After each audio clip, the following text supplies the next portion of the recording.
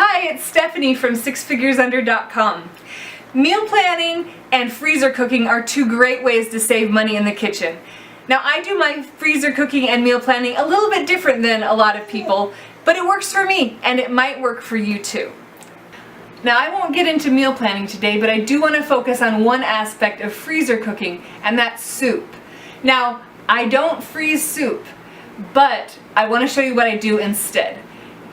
First of all, you might be wondering why I don't freeze soup, because all the frugal folks are doing it.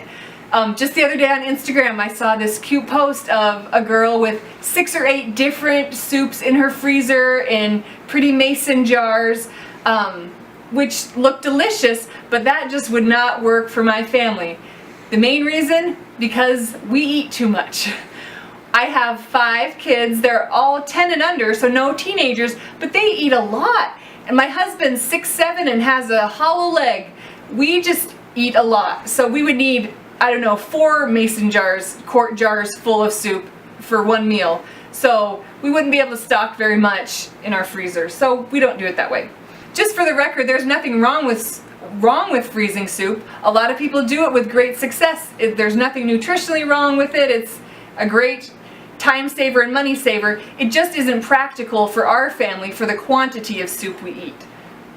So instead of freezing whole, ready-made, finished soups, we freeze ingredients, and I'm going to show you the way we do that. So my first tip for freezing soup ingredients is to chop your veggies ahead of time. I usually do this when I'm making another pot of soup. I will cut the veggies for 2 or 3 or 4 soups. I cut the veggies small so that my kids will eat them easier. I've got little kids. I like to do a mix of celery and carrots and onion and garlic because those are a great base for, for chicken noodle soup, for potato soup, for vegetable soup. It's so handy to have them all chopped up ahead of time.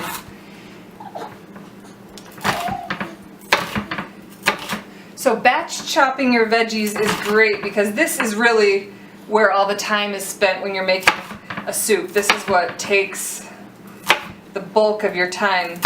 Veggies freeze great. You don't need to, for soups, you don't need to,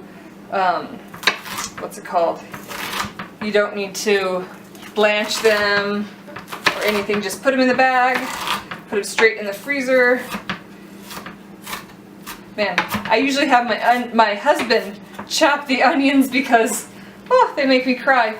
I had a roommate in a roommate in college from China, and she would literally wear swimming goggles when she chopped onions because they made her cry. I don't have any goggles on right now, so I'm gonna try not to cry. So usually in my soup kits I put 4 to 6 stalks of celery chopped really small, about 6 to 8 carrots depending on the size, chopped small, about 2 onions, there's only 1 in here right now, and some garlic. And I mix that with about 12 to 16 cups of liquid, be it water and bouillon or chicken broth. Okay, my next tip for freezing ingredients for soup is to freeze and pre-cook your meat. This meat's not pre-cooked. This is 2 boneless, skinless chicken breasts.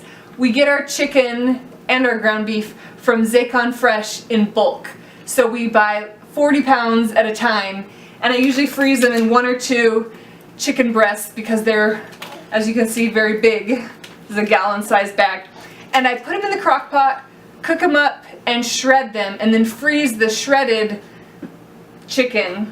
I don't have any in the freezer right now to show you, but that is really nice. I put the chicken in chicken noodle soup, or sometimes in potato soup, in white chicken chili. I also use ground beef in soups. This is some cooked up taco meat. It's not much to look at, but it's ground beef that's browned. I brown it ahead of time with some onion and garlic and then have that in the freezer for when I make taco soup or some chilies I put in the ground beef. But cooking those ahead of time saves so much time because it's the meat that really takes the time. For us, there's an extra benefit because I have a child who doesn't eat meat. So when we have the meat pre-cooked, I can add it in at the end after I take out a serving or two for her. My littlest helper doesn't want to sleep right now, so he's joining me to share the third tip for freezing the ingredients for soup. We freeze beans. We cook our beans from dry beans, cook them, soak them overnight, cook them in the crock pot, and freeze them in quart-sized bags like this. I do it with all different kinds of beans, and then they are ready to put in soup. Now I like this for several reasons. One of the main reasons is canned beans just kind of gross me out. The slimy liquid in beans just grosses me out. I much prefer having dry beans that we cook at home. It's healthier, no weird preservatives like they have in canned food, and it's cheaper to buy dry beans and cook them. So we use beans for the white chili, for taco soup, any other chilies we do. Having beans in the freezer makes it super fast to make soup. We usually do it with a tomato base and super simple. So there you have it. Those are my 3 best tips for cooking soup. Let me tell you why those work for us.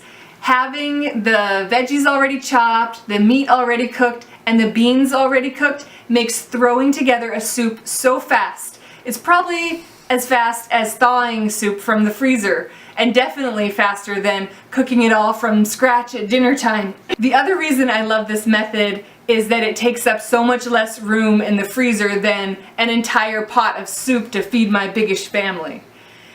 I'd love to hear what your best tips for soup are, and if you freeze soup or if you freeze the ingredients, I'd love to know. Leave me a note down in the comments and I'd love to chat.